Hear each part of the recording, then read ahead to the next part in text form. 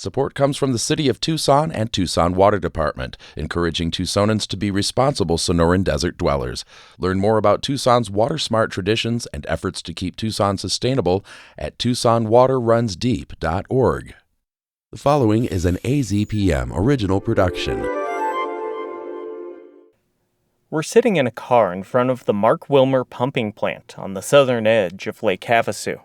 The plant is named for an attorney who argued in front of the Supreme Court that Arizona should be able to keep its full allotment of Colorado River water.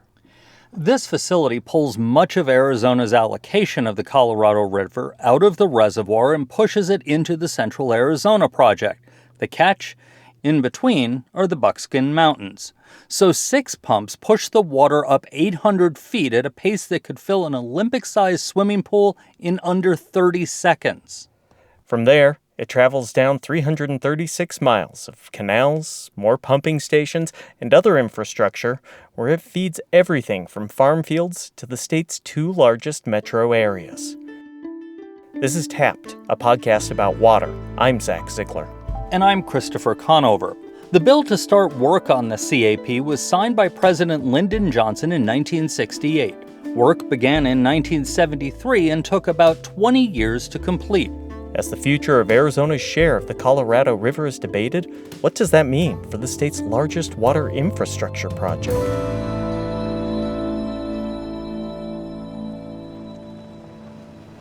Tell me real quick, just to start off, where we are here. Well, we're in North Phoenix, right about kind of the halfway point of our system, the Central Arizona Project. We're at our headquarters facilities. That's Rich Weisinger, Director of Field Maintenance for CAP. Rich is showing me around that stretch of the canal. But before we get to that, a quick acknowledgement. The Central Arizona Project is a sponsor of Tapped and AZPM, but we treat them just as we treat any other company. And this topic was one in the planning well before they agreed to sponsor the show. In fact, it was nearly the topic of an episode last season when we looked at water infrastructure. The water at this portion of the canal moves at around 3 or 4 miles per hour. We use kind of volumes, and it's cubic feet per second. So the capacity of our canal is about 3,000 cubic feet per second. But it's moving pretty quick. Some of the other canal systems within Arizona are much slower, and not as deep canals. These are 16 feet deep, 32 feet across, so good-sized canal. So a lot of water.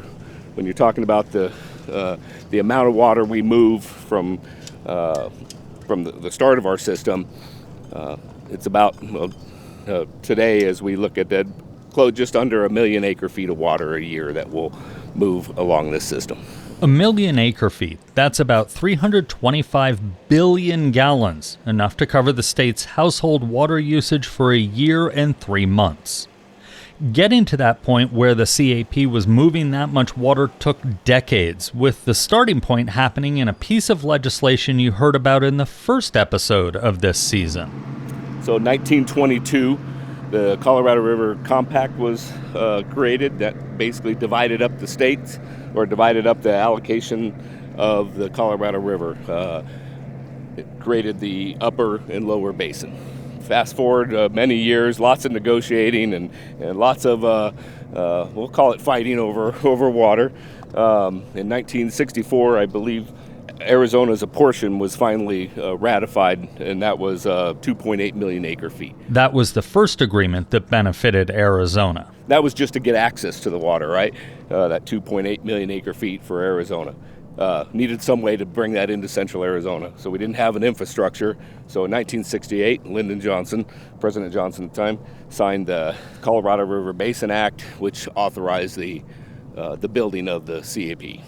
In an oral history from the CAP, Bruce Babbitt, the governor who oversaw much of the construction of the project and was the U.S. Secretary of the Interior when it was finished in the 1990s, says it was only part of the talk. There were other proposed projects, including a dam that would have flooded 15,000 acres. It was a very difficult time because the thinking of the water establishment was Orm Dam, now largely forgotten. But Orm Dam was the holy grail of the water establishment. We've got to have it. Yes, it's going to flood out the Fort McDowell Reservation, but that's the price of progress. The Orme Dam was a project that would have built a reservoir where the Verde River empties into the Salt. The fact that it would have flooded tribal lands was part of why President Jimmy Carter pushed back on the dam. It became stuck in limbo and was eventually left out of the CAP system. As Babbitt related in that oral history, coming up with a management plan for Arizona's water wasn't easy, but it had to be done. And a major player in how it got done was Carter's Interior Secretary Cecil Andrus. In early summer of 1980, we marched out of this room with this complete, we created the Department of Water Resources, blended all the stuff into it, wrote a groundwater code, set up the active management areas, set all these goals, quantified water rights. 25 years later, it hasn't been duplicated anywhere else in the country. He says the plan they wrote was more than just an accomplishment to get water to central Arizona. It was testimonial to a lot of things. We'd been painted into a corner by a combination of state court decisions and problems over this overdrafting and a quarrel between the mines and the cities, which the courts had basically made a bunch of conflicting decisions, scrambling it all up. This provision in the CAP authorization saying you got to do something. Finally, we have a Secretary of the Interior who says, hey, you got to do something to control overdrafting. And just a crisis made, just fraught with possibility. And it was a great moment. That crisis was the state's aquifers under Arizona's major cities. When agriculture came up, particularly with the invention of really good water pumps, which sort of came in the 1940s, right before and after World War II, it became really economical to extract these vast amounts of water. And the cotton industry just came up like crazy, covered Pinal County, Maricopa, extended way beyond the boundaries of the Salt River Project. The Salt River Project is another large canal system in Arizona that acts as both a water and electric utility, thanks to the hydroelectric dams it uses to store water from other rivers that exist in the state's north. The pumping down of these basins was just, going to bring an end to the whole thing. You can see in southern Pinal County a lot of areas that went out of production. The great cotton boom around Eloy and all that area is just tumbleweeds today because they pumped down the groundwater to the point that it was no longer economically useful. It was simply going to destroy the resource.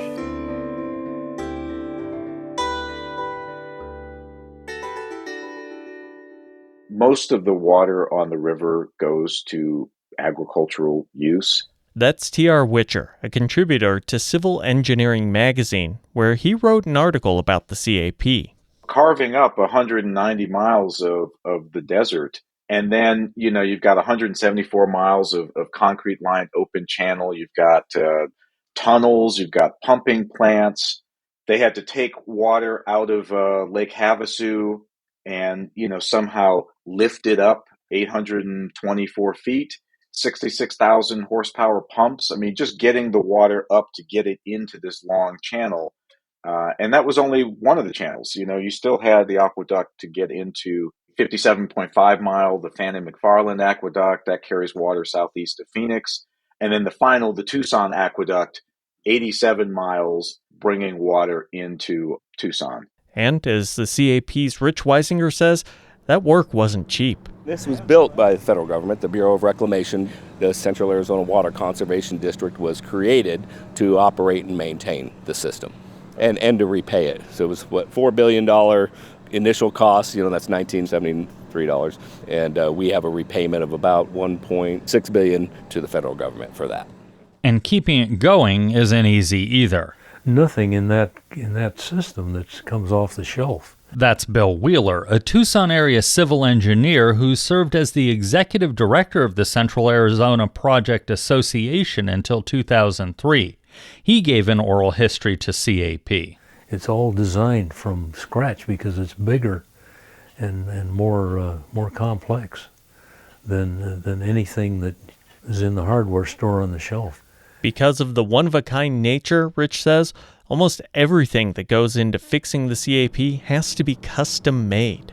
And so we do have a full-service machine shop that we can create parts, shafts, bearings, and things like that. We can actually create our own because you can't just go buy these things off the shelf. That's part of a massive operation that includes training up people in the trades, electricians, pipe fitters, machinists. In all, the CAP employs between 400 and 500 people, be they tradespeople, engineers, or other jobs you'd expect from a large employer. HR, accountants, Diet, the communications person who introduced me to Rich. All of that keeps these canals full, and they do stay full, he says, even when the amount of water feeding into the system drops. The CAP's main reservoir, Lake Pleasant, goes up and down, but water just moves through the canals at a more leisurely pace when there's less water. It's kind of an old joke we always have, not lower, but slower. It's important that we have kind of a consistent level in the canal from an infrastructure perspective. You don't want to constantly be raising and lowering the canal, because what will happen is the panels, it's concrete lined, the panels will actually buckle if you lower it too fast or raise it too fast.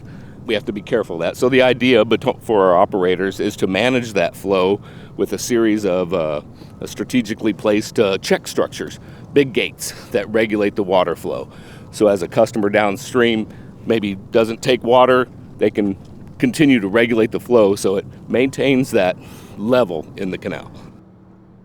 By the way, some time ago, we had a listener ask us a question about how water gets out of the CAP, and the Colorado River for that matter, and goes to the right places. Those gates that Rich mentioned, that's how. Water is measured as it flows through a gate, and they can be opened and closed to increase or decrease how much water is leaving the canal or reservoir and going to each customer. And CAP is kind of like your water company too. They have rates, but we're going to keep it simple since their rates are in acre feet and your water company charges you based on cubic feet, and there are a lot of other fees. Just suffice to say they're likely notably cheaper than what you'd pay, like about 3% of what our local utility, Tucson Water's customers pay. But that's for untreated river water. There's a bulk discount that's way better than what you get when you head to your local warehouse store. Now, that operation gets water to about 80% of the state's population, Rich says, breathing life into a large portion of Arizona.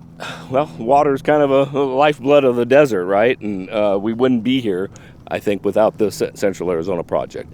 I mean, life into the communities that it serves. And I think that's probably one of the biggest takeaways for me.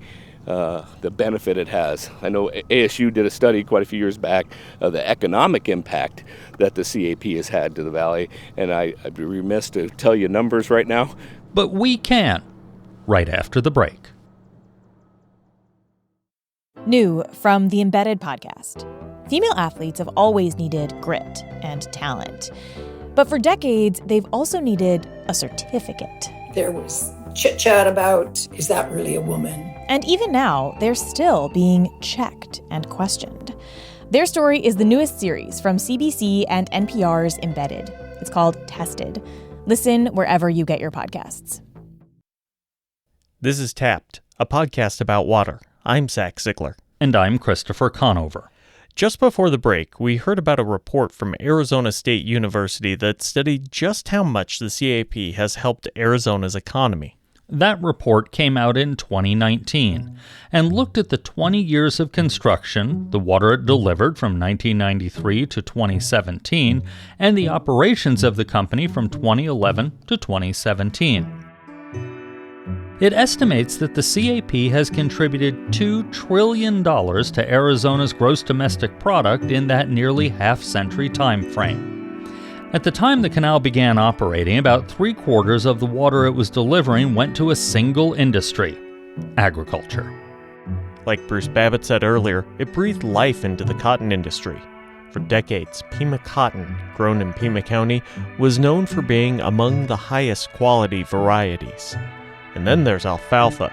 We won't get into it here, but we'll just say go back to Season 2, Episode 3 of this podcast, and stay tuned for Episodes 6 and 7 of this season. By 2017, the amount of CAP water used by farms had dwindled to less than 20%, with municipal, tribal, and industrial uses now accounting for about 3/4 of its delivery. But as Rich Weisinger says, what CAP delivers is raw river water. We don't do any treating. So the folks that do the treating, it's important to them to know what the quality is so they can set up their treatment plants to support that. That can mean everything you'd expect to come out of a river, from sediment to residents. At this point in our tour, we're standing by some large concrete tanks. At that moment, they're empty, but they aren't always. We do stock fish. I think it's a type of grass carp that we stock in there, as well as catfish. And then there's also natural fish from the Colorado River and Lake Pleasant, bass, other catfish, and lots of different striped bass, largemouth bass, smallmouth bass. It's all in here. Crappies, bluegill, they're all in our system. But we stock the catfish and the grass carps to help mitigate some of the algae, and caddisflies are the other thing that the catfish do pretty well at. They like to eat the little eggs of the larvae of the caddisflies before they hatch. Certain times of the year that can be annoying as this passes through communities. Before you get any ideas about casting a reel into the CAP, remember, it's the state's only canal system that's entirely fenced. I asked, and no, not even the employees get to fish in it. But with the canal basically being a river, there have been quality issues.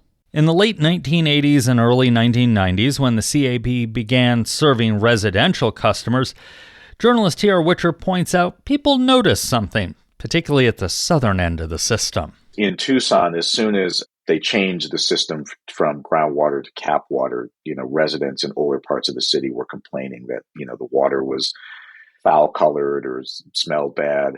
And so the city passed a regulation prohibiting the direct use of cap water by residents. Now, I grew up in Tucson, and I remember this era. My dad had a joke that I'm guessing was a common refrain around the city. When it came to the water quality, someone removed the R out of CAP. My adolescent brain found that endlessly funny. Tucson residents eventually had enough, and the decision was made to instead go back to groundwater and to send CAP deliveries to a recharge station where the water is pumped into the ground, giving it the same filtration that was received by the water people were used to drinking. Tucson officials say, thanks to that plan, the service area now has a water supply for about 10 years. And even though the metro area has grown to about 1 million residents, it's using about the same amount of water it was in the 1980s. While CAP water has helped sustain growth in the state's two biggest cities, others have been left, high and dry in the process of ensuring that metropolitan areas, which include most of the state's population, are able to grow. Remember how Rich said 80% of Arizonans are served by the CAP?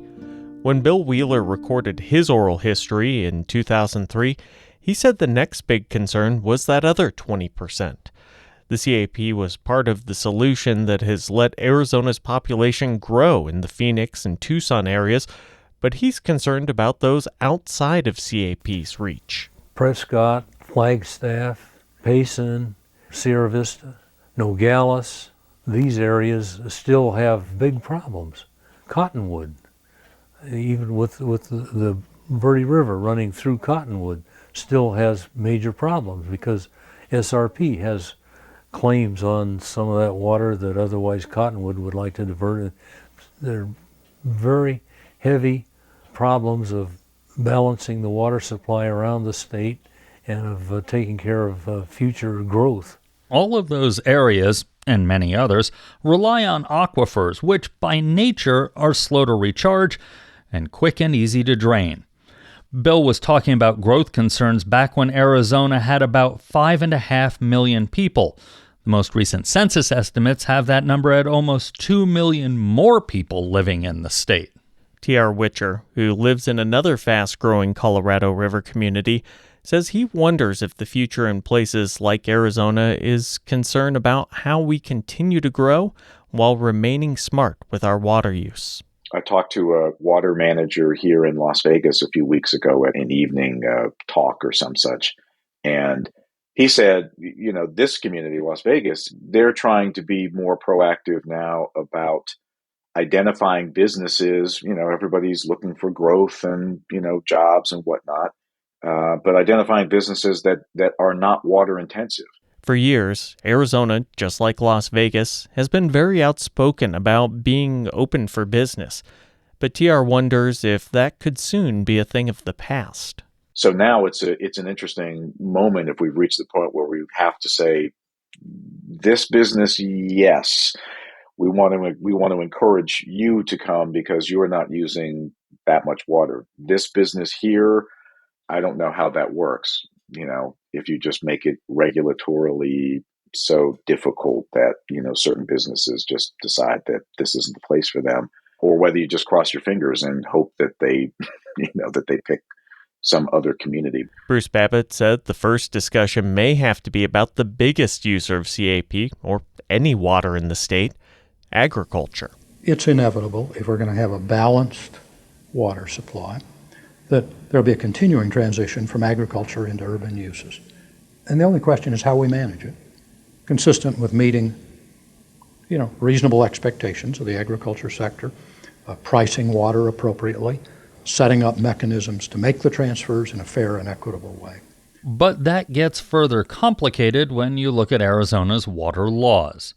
Water rights aren't necessarily decided by who has the most need or economic impact. They're more likely to be decided on first come, first serve, or on how things are negotiated. Then there's a whole other layer of complication that can come when water gets down to the state's southern edges, and then it becomes an international issue. That's next time. Tapped is a production of AZPM News. This episode was mixed and produced by me, Zach Ziegler. It was co-reported and edited by our news director, Christopher Conover. Our theme music and some interstitial music is by Michael Greenwald. Visit our website in the podcast section of azpm.org for pictures, links, and more. Thanks for listening.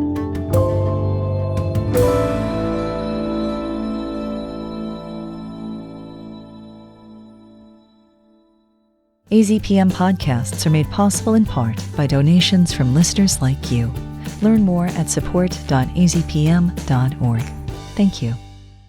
Support comes from Central Arizona Project. CAP employees are dedicated to maintaining the reliability of CAP's infrastructure for delivery of Colorado River water to central and southern Arizona. Learn more at knowyourwaternews.com.